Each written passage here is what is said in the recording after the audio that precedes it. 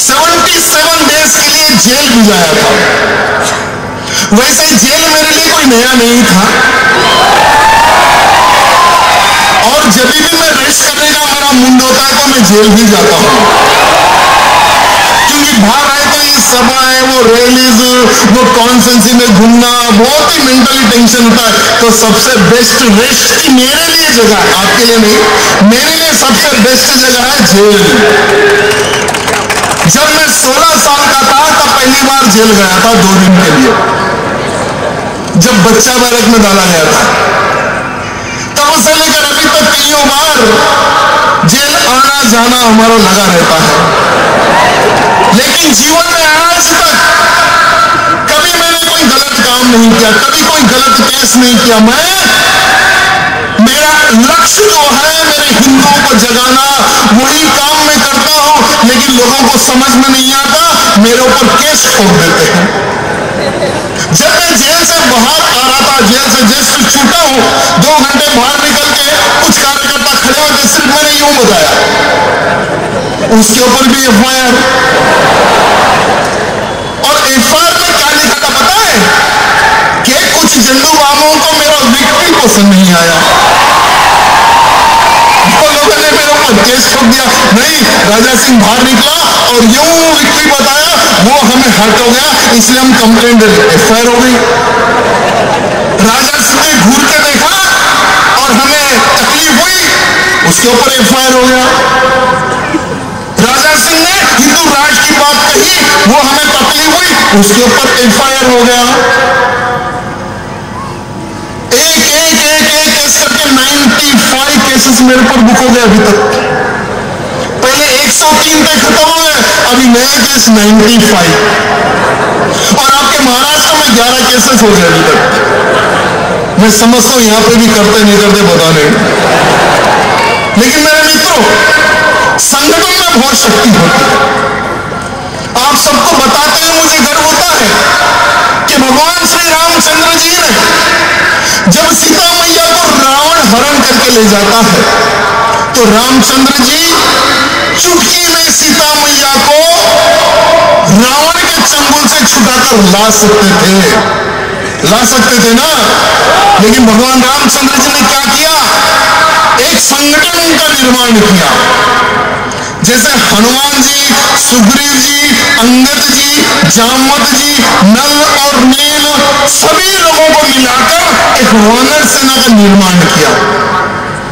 वानर सेना का निर्माण करने के बाद में जब लंका जाकर रावण को मारकर सीता मैया को पूर्ण वापिस भगवान श्री रामचंद्र जी ने लेकर आया।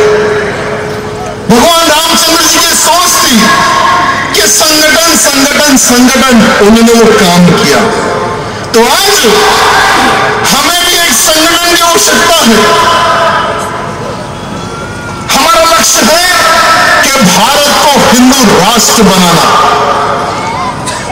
तो संगठन के लिए हमारी वानर सेना आपको बनना है। बनोगे ना हमारी वानर सेना? धर्म विरोधियों को जवाब देने के लिए वानर सेना बनोगे ना? देशद्रोहियों को जवाब देने के लिए वानर सेना बनोगे ना? तो हिंदू जन जागृति समिति से जुड़ जाओ, ये आपको जीना सिखाता है। आपको आपके जीवन में किस तरह से आगे बढ़ना है वो आपको सिखाता है।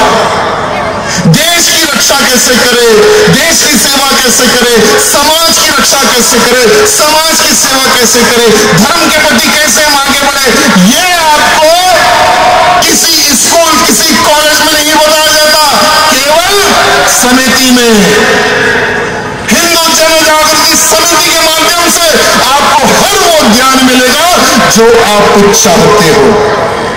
जैसे प्रशांत जी ने एक बात कही कि एक ट्रेनिंग कार्यक्रम लगाया जाए, जरूरी है, और पार्ट वाइज में लगाइए, क्योंकि एक ट्रेनिंग कार्यक्रम में अगर इतने लोग आ जाएंगे तो ट्रेनिंग कहां से देंगे हमारे प्रशांत भैया। तो महिलाओं का एक अलग से होना चाहिए, एक प्रशिक्षण कार्यक्रम, नौजवानों का एक अलग होना चाहिए, तभी हमारे नौजवानों में एक उत्साह आएगा, एक जज्बा आएगा। आज हुए हैं।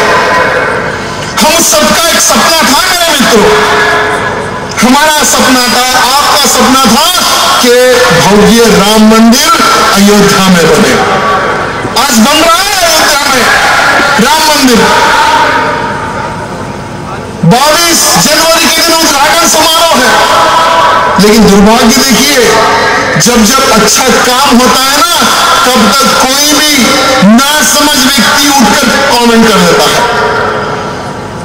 सभी भारत के सभी साधु संत अयोध्या पहुंच रहे हैं, लेकिन कुछ को छोड़कर वो लोग कहते हैं कि रामलला का जो मंदिर उद्घाटन जो समारोह है वो विधि विधान से नहीं हो रहा है। तो मैं उन भाई बंधुओं से, साधु संतों से चरणों को प्रणाम करता हुए यह पूछना चाहता हूं, जब रामलला जी टेंट में थे, क्या वहां पर विधि विधान से क्या पूजा होती थी? होती थी क्या? जब रामचंद्र जी ने एक बहुत बड़ा रामेश्वरम में ज्योतिर्लिंग की स्थापना की,